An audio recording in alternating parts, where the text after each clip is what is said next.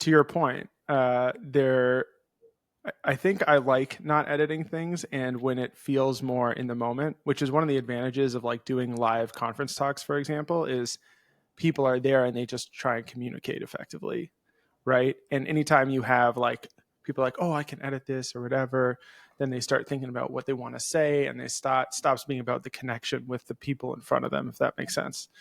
So Oh, obviously completely. there's times where we make huge mistakes, say like secret stuff we shouldn't say. It's like, okay, we, you always try and do something about that. But otherwise we try not to edit these things. I love that. It's what I miss about doing in-person research too, honestly, Oh, because when you're on Zoom, you can have your tabs open, you can have your script there as kind of this crutch, which can actually like prevent you from totally. thinking through like what's the rabbit hole I really want to go down here, not just what's on the guide, but like where's actually this conversation going. Yeah, so it's funny. I'm sure because you live in San Francisco, you're very aware of the new zeitgeist about, hey, alcohol is bad for you, don't ever drink it. And okay, granted, it is not good for you. Like I think that's established fact. Um, but it's funny, like if you look at the history of alcohol, for example, it's like it's very important. It becomes very important in like ritual and social stuff and whatnot. And to your point about research, it's like if you're on Zoom, if you go and just try and meet somebody randomly at a pub or something like that and just have a conversation with them or whatever, it's such a different experience than the kind of conversation you'll have over Zoom, right? So it's pretty clear that we're missing out on a lot of like just raw human connection and whatnot. Um, I think it's like kind of like this Instagram era of media that is coming to a close in some ways where we're kind of tired of it because everything is polished on Instagram. Everything looks amazing, no blemishes, all that kind of stuff. And that's what it used to be when you put out political campaigns or you put out, ad campaigns. But now like the TikTok, for example, it's much more raw, right? It's far less polished and people like it. Well, unpolished, I'm here for it. Yeah. It's real. That's what I like about it. It's more real, right? And 100%. honest. Yeah. Because nobody's life is that pristine as you might Oh, see and on you an learn Instagram so account. much from the messiness of it all. I think like, you know, I do so much research on like B2B situations, but like I don't know where the person is sitting. I can't see their office. I can't see what's around them. Like why they're working on this way because actually they've got pictures of 10 kids right there and they've got to do all this stuff and like they've got all this pressure and like that's why it's important for them to get the work done fast. Like that's Yeah. the meaning behind it, and you can only understand that when you see the mess and like the reality. Well, when's the last time you like got on a Zoom call for research with somebody and made them laugh? You know what I mean? Like, but that's a very real part of how we interact and how we also create relationships and trust, right? It's these non-planned emotions. We have like this planned part of ourselves. And once you're able to break through that, everything gets very real very quickly. Um, No, 100%. I said it even in my Zoom interviews. Like I come from a background of doing a lot of like in-home ethnography and really long sessions with people, where the first hour you're just kind of there breaking the ice and talking. Now, mhm. everything's condensed into like 1 hour, 1.5 hour Zoom sessions. But honestly, most of my guides, I have leave like 10 minutes at the beginning, just like as get to know you. Let's try to have a laugh. Let's Yeah. make it as comfortable as possible, even if I know that stuff's not going to directly be filtered into the output. It actually becomes really important for what comes Well, later. it's context, right? It's Yeah, like, exactly. what people find funny tells you about, what they care about or what they think is true or not true, right? Their worldview. If, you're coming in and they're like laughing with you about chemtrails from airplanes and stuff like that, then like, okay, this person's probably a little bit more counterculture, right? Like, let's not, Exactly. That's a good sign. maybe they're an accountant, but maybe not your typical accountant. Exactly. Um, Yeah. Well, anyway, let me quickly introduce you. This is the man with the plan. His name is Gus Griffin, who I'm sure had to choose between a career in research and a career being a superhero with a name like that. Get Peter Parker, Lois Lane, Gus Griffin heading off to fight the bad guys. That's pretty good. You are a researcher at Figma and you focus on long-term growth. Is that correct? So can That's you right. give us like a quick 30,000 foot view of, can you tell us like the type of inquiry you might make or be focused on, just for some context? Yeah, definitely.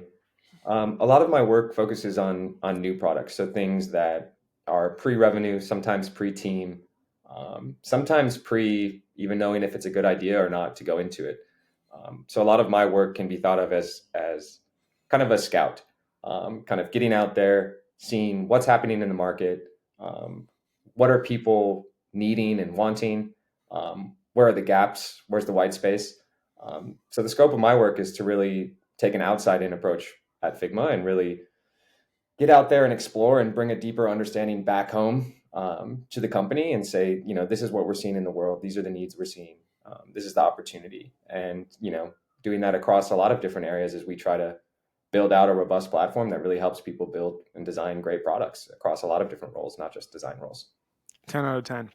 So you are going to be speaking at our Growth UXR program, which is part of Research Week. And for those of you at home, make sure that you go out and grab your ticket for the online for sure. So it's joinlearners.com/research-week. Gus's program, I think, is on Monday, I want to say. The Yes. second, yes, Yeah. Monday, June 2nd. Exciting stuff. So his is going to be in the afternoon. You're not going to want to miss it. And we might have a wait list coming up. If you, we're trying to figure out exactly how many chairs we might be able to squeeze more in. So if you're interested in coming and you're listening to this podcast, here's the thing: DM me, and I'll see if I can squeeze you in with an extra in-person ticket if you're excited about Gus's talk as much as I am. So Gus, you're talking about the how do we do research for like long-term growth? So the whole program is focused on, how do we do research and orient our practice in ways that drives growth, which is generally speaking what the companies we work for care about. How do we take this really long-term view on growth? A lot of the stuff that we're going to be talking about is more like, how are we driving impact next week, next month, next quarter, that sort of thing. Yours is like way more off in the horizon. So I'd love to know, kind of from your point of view, why do you think it's important that as a community we start actually talking about this type of research? Because it seems like most of us are not doing this type of research. Yeah, I think it's interesting. You think about um, great companies, great stories, how they're built, and the pitch decks that they come up with. A lot of that work that they do is Yeah. actually research. It's understanding and identifying a need and figuring out a solution for it, based on like talking to a ton of people. And I think about Figma's founding story and Dylan kind of sitting in this room and everyone's kind of staring at the screen and not being able to collaborate on a design tool, and like he's doing the research and then he's talking to a ton of designers, and that work is essentially what we do every day. uh, Mm-hmm. Talk to people. It's just not morphed into the way of saying like, okay, well, what does this mean for what we do as a business, as a company? What does this mean for the future product bets or the future decisions we want to make? And so really what I'm trying to do is say, all right, we have all these different pitches and everything, like, well, a pitch starts with like really a rigorous understanding of what's happening for these folks that are using these tools or that are trying to accomplish these things that can't, and telling that story in a really compelling way. Um, and so it really is, in my mind, akin to kind of the foundations of all these great companies that are like, we just saw this out there. We saw this need. We saw this opportunity. And bringing that back to the research team and saying, well, we can do that all the time for a company as we're trying to continue to grow and continuing to try to serve people with really great tools. Yeah, I love that. I think an interesting follow-up question is what happens if we don't do this stuff, right? I mean, there's obviously there's so many options for where we could focus our time and our energy, and that's great. And by definition, when you pick one area to focus, you're excluding a bunch of other areas, right? And I think we have a pretty good understanding, generally speaking, around doing, whether it's usability tests or interviews for like new features we're about to build, all that good stuff. We have a lot of muscle memory from what happens when we don't do that, both good and bad, right? Sometimes it works out, the situation is fine, sometimes less so. What happens if we don't figure out how to do more of this long-term horizon growth related research? Yeah, I think it's a couple different things. I think one, we miss out on kind of the why behind, what we're doing and what we're building. Um, there's tons of different companies out there. There's tons of different things out there. And sometimes you can lose the sauce of like, what are we actually trying to solve for? What are we trying to do in the world? So I think that's one. The other thing that really strikes me, especially about the moment and why maybe the need for this is bigger now than ever, is we're seeing a ton of innovation in how software is built and designed and the capabilities that, different tech tools and services can provide to people. You need to root and anchor on something, some market signals, some understanding of what's happening in people's lives, some idea of what they need to actually turn that innovation into, lasting success and sustained use, and real impact in people's professional lives or personal lives, family lives, so forth. So in this innovation, I think, really anchoring on really deep understanding and really engaging with all that innovation and trying to make sense of it in this kind of classic sense making approach is super critical, and someone has to own that. The Could be research, us. yeah, I mean, research teams are super well positioned to do that, to Yeah. be the people that are in house and that folks come to and say, "What's going on out there?" Yeah. And it's of course super important to have a really solid understanding of where you work and your products and your customers. Um, but now so much more is, there's so much noise outside. How do we cut through it? What is going on out there? Who do I turn to? And even inside the company, there's tons of different opinions and perspectives, and noisy Slack channels of new tool releases and new things. And oh my God, is what's going to change? Can we root down and anchor on, what are the things that aren't going to change? What are the things that are going to change? And can we have a really rigorous perspective? And you think about rigorous perspectives, really rooted in data. Like I think of research teams. Right. It's funny that you mentioned that like the question, like what's going on out there. I think this is a really,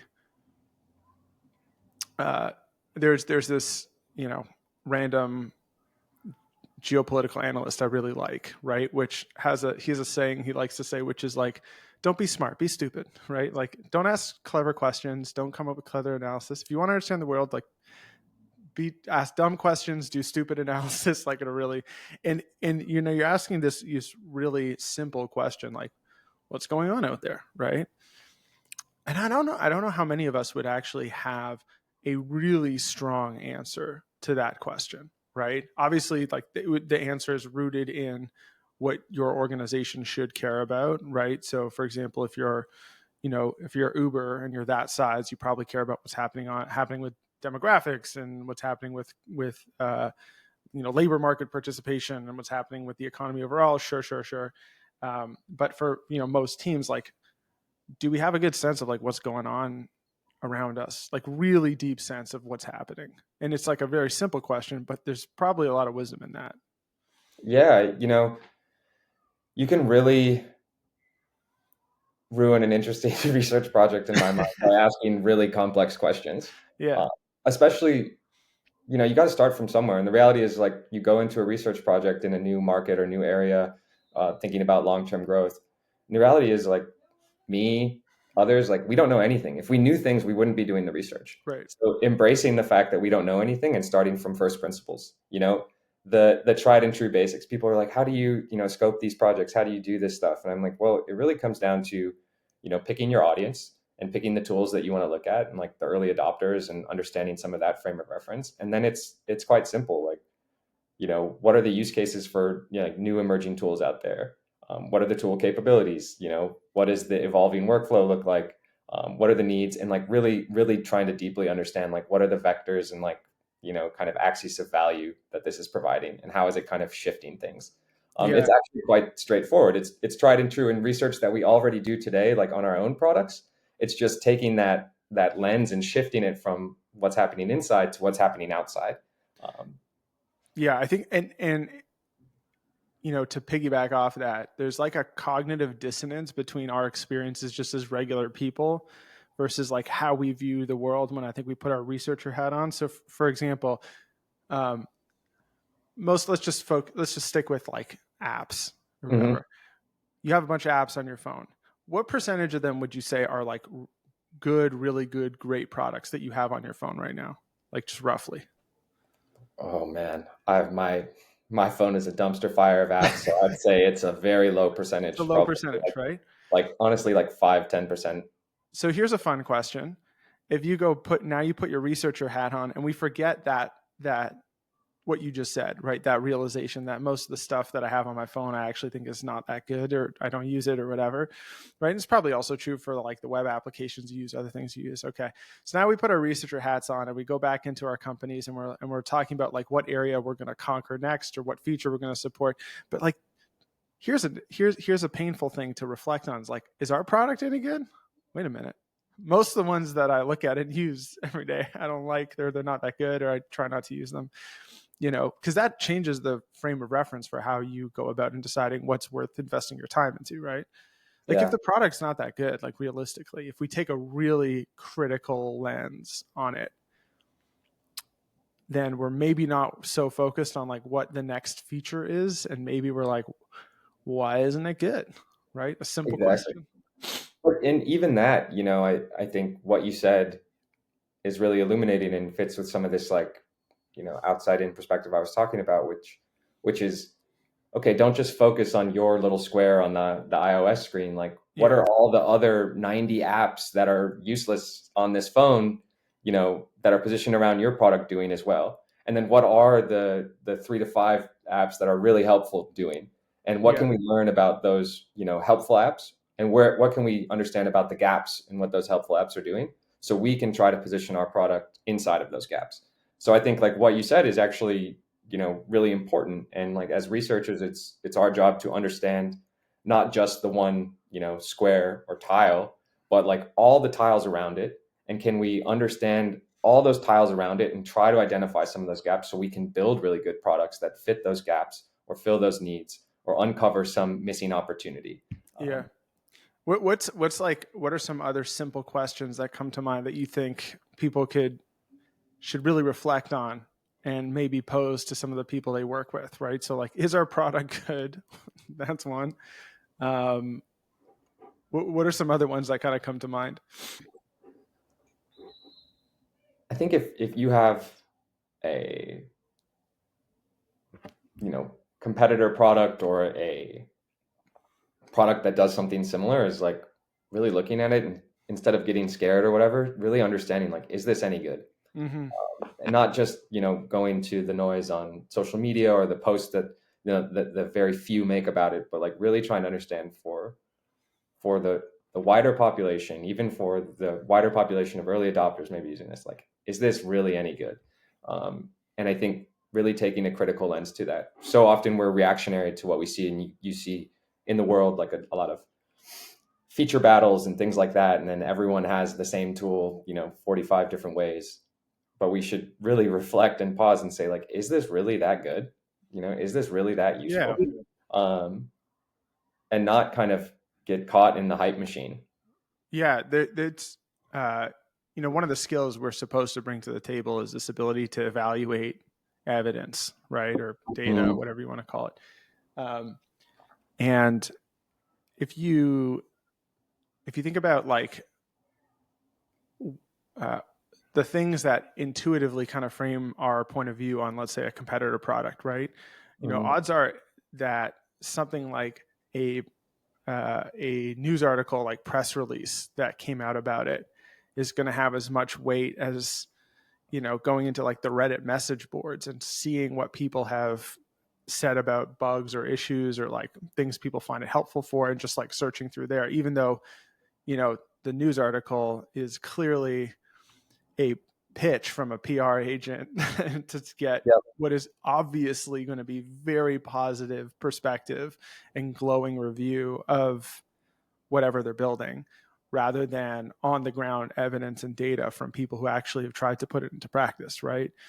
But this one sticks out in our mind more because it's more visible and more present, and that's obviously one of the biases we have to overcome. exactly. And I think you can easily mistake what I'm saying for like, just do more competitor teardowns, where you're doing it and you're tearing it down and like you're simulating some use case or some, But you're utility of not it. saying that, are you? But yeah, exactly. But and also I'm not the one that's actually using it. Like I Mm-hmm. don't actually have a need to use it. So I'm ill suited to be the one to say, oh, it's like really great at this and it's really bad at that. And so actually going to the source and saying, how are you using this? Like, is this really that useful?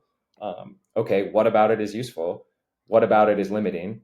and just sticking with the basics and like understanding that, but not from your own perspective or from the own kind of team that you're working on inside, where you're going to have your own predisposed opinions and you're going to think that your product is better and everything's great, but going to the source and saying like, okay, let's tear this down together and really investigate and try to understand. I don't care about the features as much as like what they provide for you. So let's understand, through a ranking exercise, what's most important, and why. And the ranking exercise is a beautiful artifact to show to people for your storytelling and everything. But what's more important is that you're able to feed back to your product teams and your fellow collaborators and say, but this is why it's important. I'm gonna bring up an example that you're totally welcome to just push on, because I have a feeling this.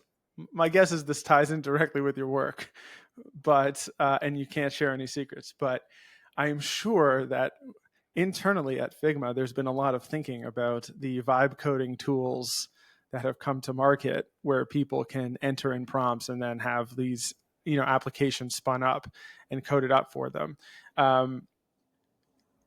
It's interesting when you look at when you go on Twitter, for example. I spend way too much time on Twitter. Sorry, X. I don't know. Elon, don't come for me.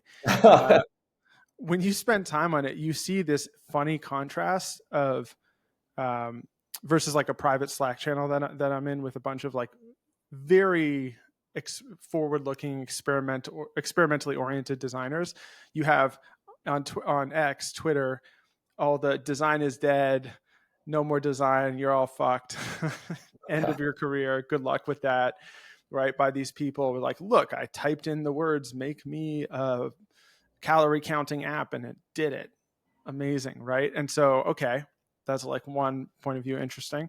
But you go and you talk to like these really talented designers, or just see what they have to say about it, because they've many of the people that, again, the Slack community, I mean, they have been experimenting with this stuff and they think it's super cool. It's also for them really limiting right now, right? And there's some things that they can do now that they could never do before. That's like awesome, right? So I think with some tools, it has to do with like deployment. It has to do with, figuring out the CSS. I don't know. I'm not that technical. But at the same time, the role designer and the value of the design tool has not gone away from them. They still use it to do the thing. So like, it's interesting to contrast those 2 points of view of like, what are the actual valuable data sources that we analyze when we're looking at long-term stuff? Because I'm sure you're interested in these early adopters who tend to be very vocal, and they're over and they're yapping their mouths and saying all sorts of stuff. But you also have to evaluate the quality of that information, and like, are they even qualified to make a point of view on this stuff, right? And sometimes it's not, even though they get a lot of retweets. Yeah, I mean, I think researchers' job is to find patterns. The way I do that primarily is through like a lot of in-depth qualitative research. When you're talking to a lot of these early adopters in new spaces, like you need to talk to a good number of them, 10, 20, 30, really build an understanding and find those patterns. So does one person's voice dictate like what's happening in a rapidly evolving market? Like, no. But can you find and spot the patterns in like a really complex changing environment?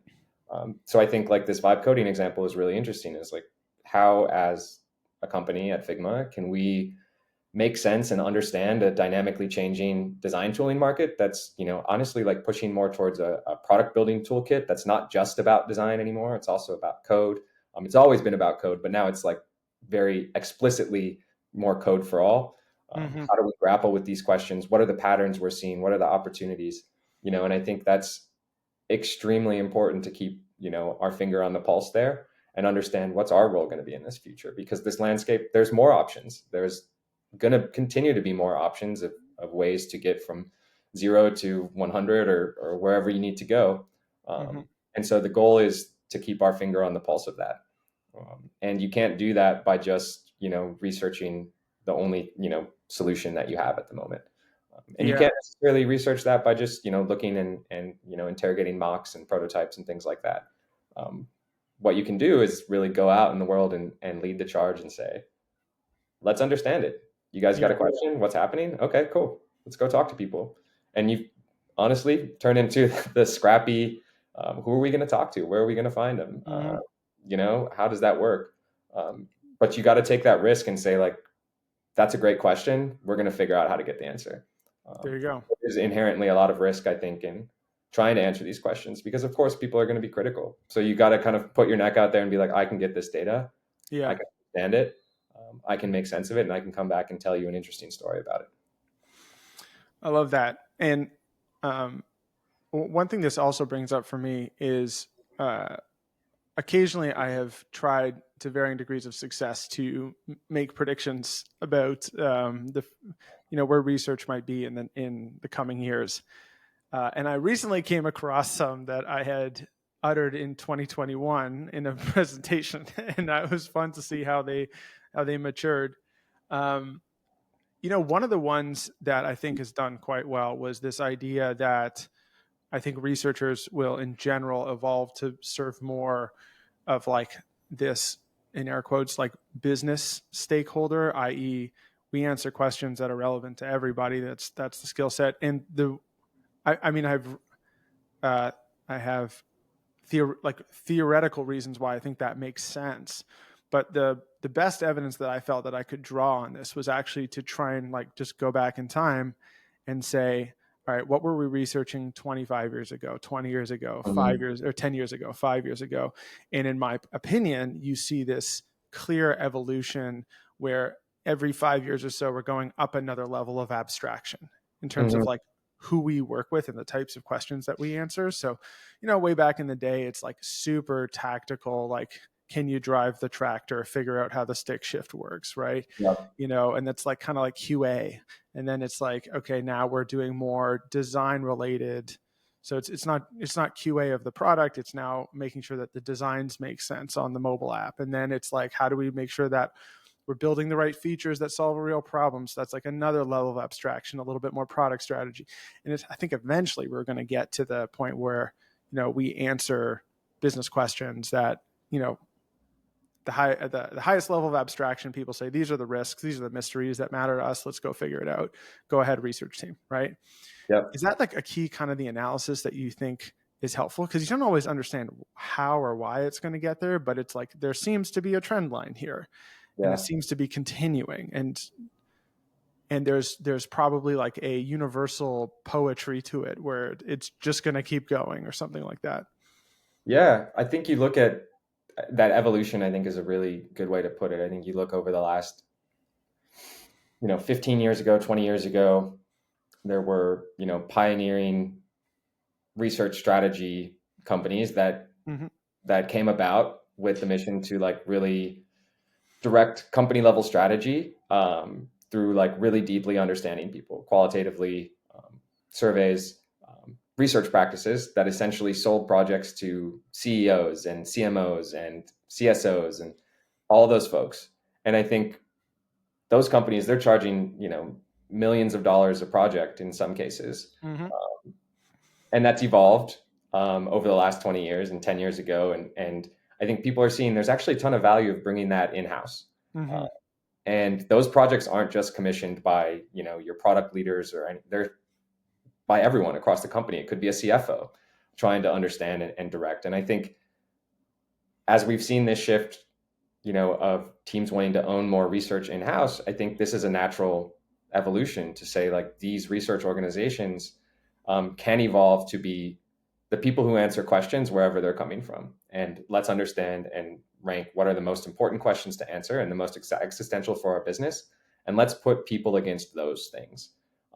Yes, we still need to do the really rigorous understanding of how we optimize our products. But also we need to figure out how we create a lasting, sustainable business for the long term and really serve people's needs and, keep the books green and all that good stuff. So why not understand those things really deeply and try to kind of future proof what we're doing here and why we're building and understanding the purpose behind it. So we can really go forth with confidence, and we can also use that research to speak to our community and, our customers and our future potential customers from a place where they feel really understood. Love it. I'm going to ask you to make one more prediction about the future. When people come in and check out your talk, as I'm sure they will, because it's an exciting one, what is the one thing you think they're going to take away from that experience and just be like, okay, I'm going to do this differently now?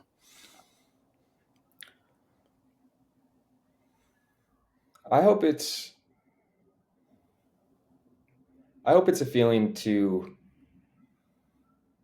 really break out of, our product, our features, our tools, and not be afraid to take a swing and say, I'm really going to learn about something and I'm going to become the domain expert and I'm going to be the person everybody comes to when they have a question about what the hell is going on out there in the world. And I want to be that person. And we are people who study people, and it shouldn't matter what product they use, what tools they use. We should be the people that own that knowledge and understanding as researchers, that can do it in a really rigorous way. And we should go and shout it from the mountaintops, and we should defend the ideas and the stories that we tell. And we should get into the debates with the product leaders and the engineering leaders about why we're doing this and why we're doing that, because we have the understanding and we can back it up. So I think it's a call to action to say, get out there and explore the world, because that's really what research is all about. And it's not just the world that our product lives in. It's all around us. And let's fight for starting to answer some of those questions so we can make really thoughtful decisions in a time when everything's feeling uncertain in terms of where does the tech sector head? Where does innovation go? How is this going to work for folks?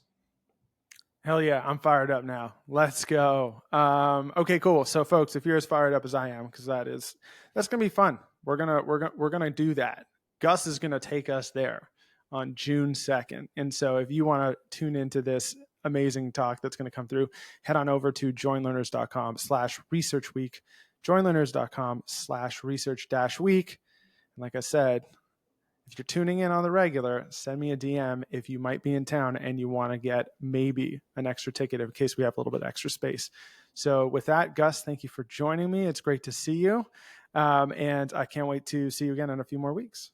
Sounds great, Alec. And actually, June 2nd is my birthday. I'm choosing to spend it with learners. Oh, hell So yeah. come on and join us. I think it's going to be really fun. This is going to be the best birthday ever. We'll make sure now I got to tell Maggie, we got to see what we can do special for you. That's going to be awesome. Cool. Well, thanks everyone for tuning in.